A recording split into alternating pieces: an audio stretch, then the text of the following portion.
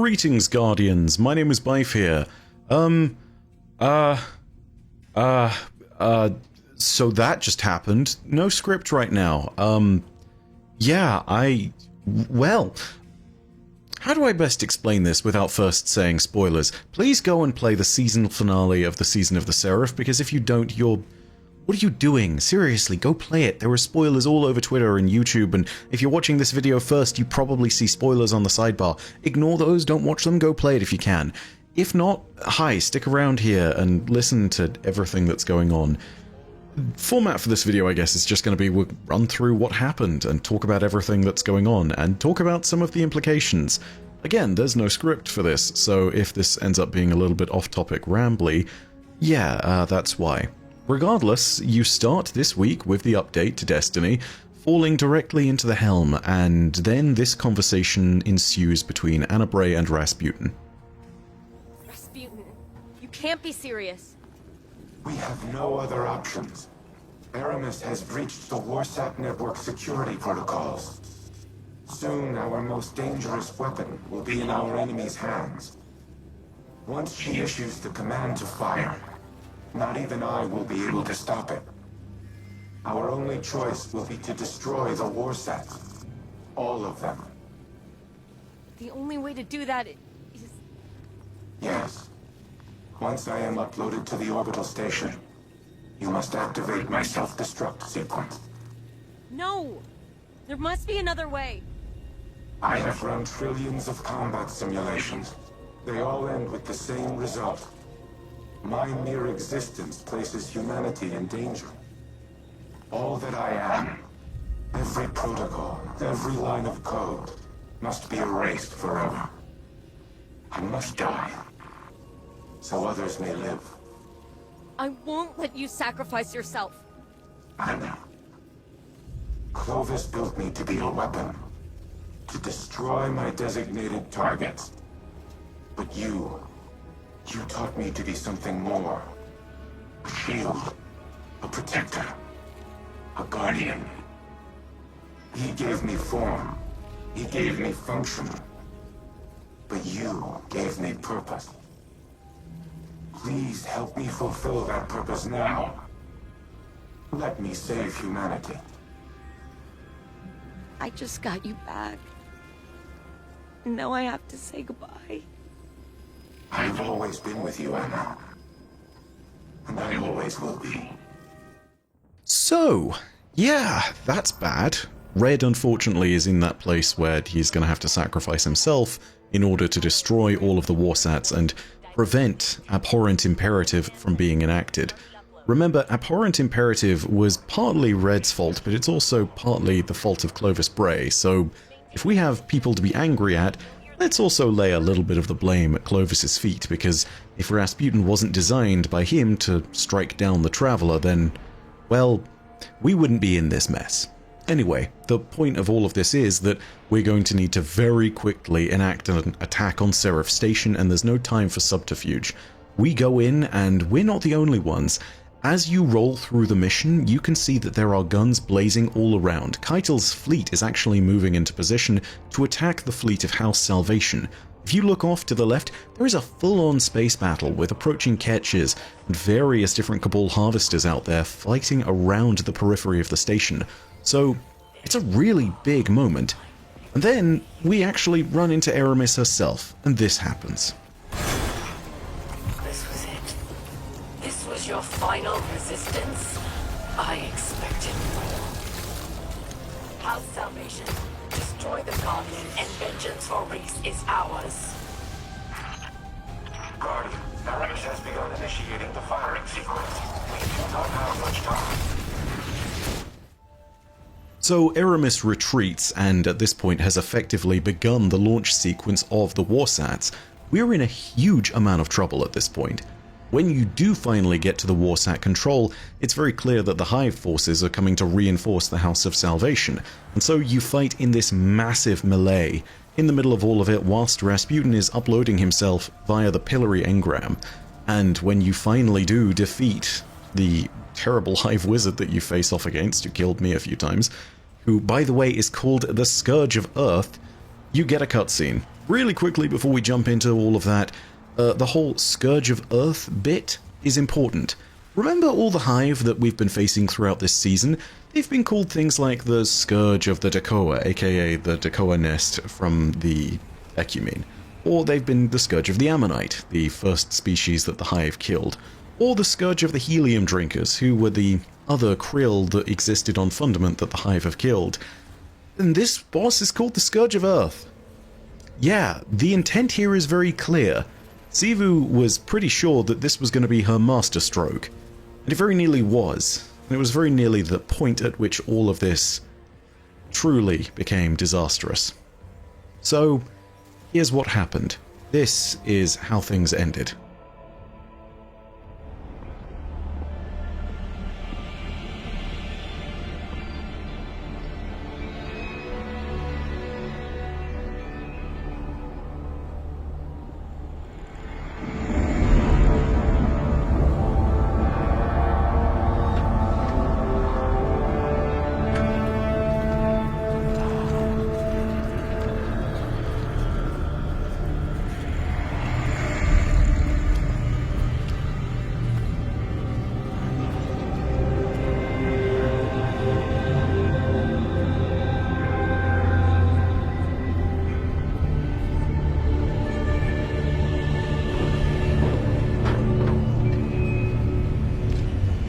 It's happening again. The whirlwind. Aramis. Don't worry. The Great Machine will never abandon anyone again.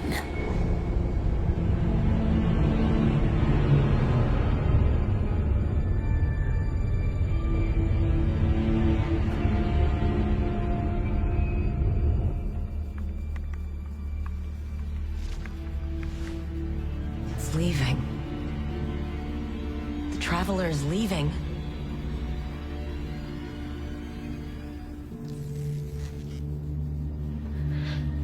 The Warsats.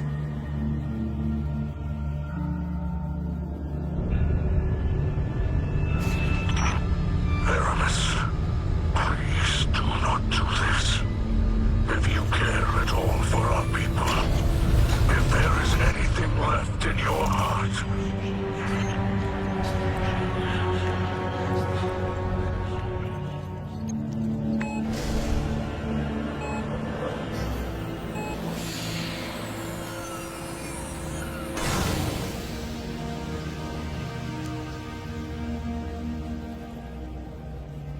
make it now, your pain.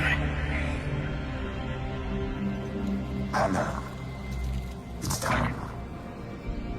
For Wreath. Goodbye, Red.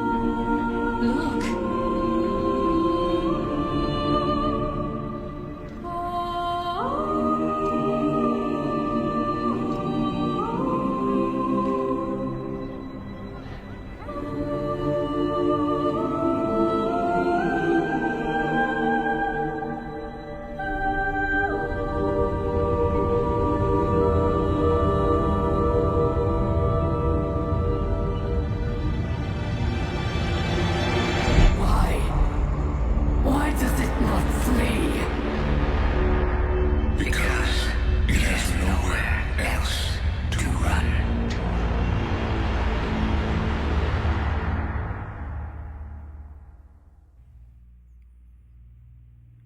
Words cannot express my shock in that moment when I saw the Traveler start to leave. And even more shocking is the moment when it stayed. Now, there are two interpretations here, and things are left very vague. It's very easy to accept the witness's interpretation at face value of what happened. But I think it's not what happened. The Traveler isn't staying here because it has nowhere else to run. I think the Traveler is staying because of Rasputin. Why? Well, do you remember what the speaker said way back when? Devotion inspires bravery. Bravery leads to sacrifice, and sacrifice leads to death.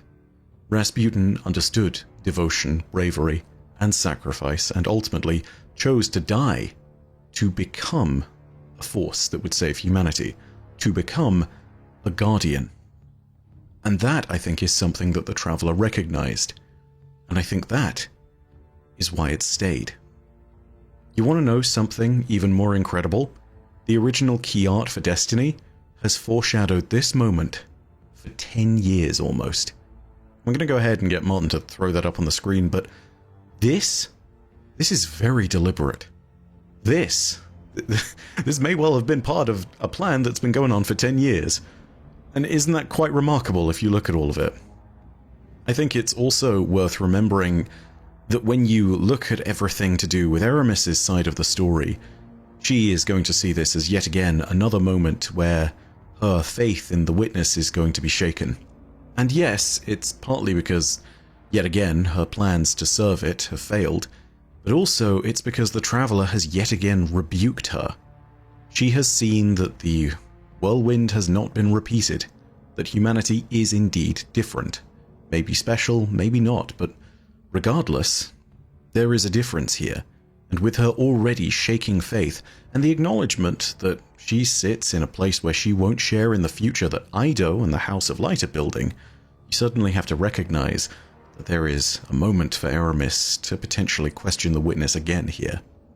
This is a moment that I think we'll remember for years, not least because of the fact that afterwards we get some of the most shocking lore revelations coming out of Anna Bray and Rasputin in the helm.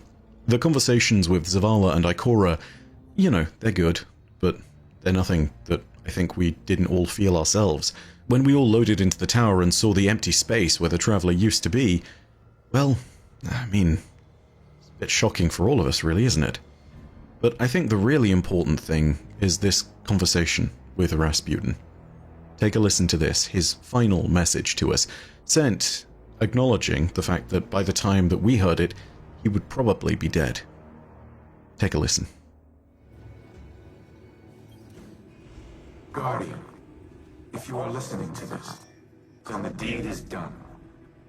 I trust my sacrifice was not in vain. Anna and I have shared our farewells.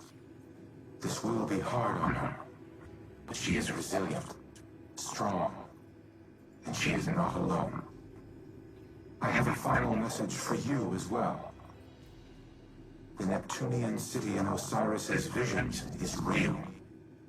I do not know its exact location, but it is home to the Veil, an object of immense paracausal power, one that is linked to the Traveler. The details are contained within the Nephele stronghold files retrieved from the Cosmodrome. I have decrypted them for Osiris's benefit. Tell him it is a parting gift, from one old miser to another. All other files referencing the city have been deleted from my records, and not by me. Someone wanted it to remain a secret. Anna once worried that she had neglected to teach me how to trust. But now, as my penultimate act, I entrust this knowledge to you.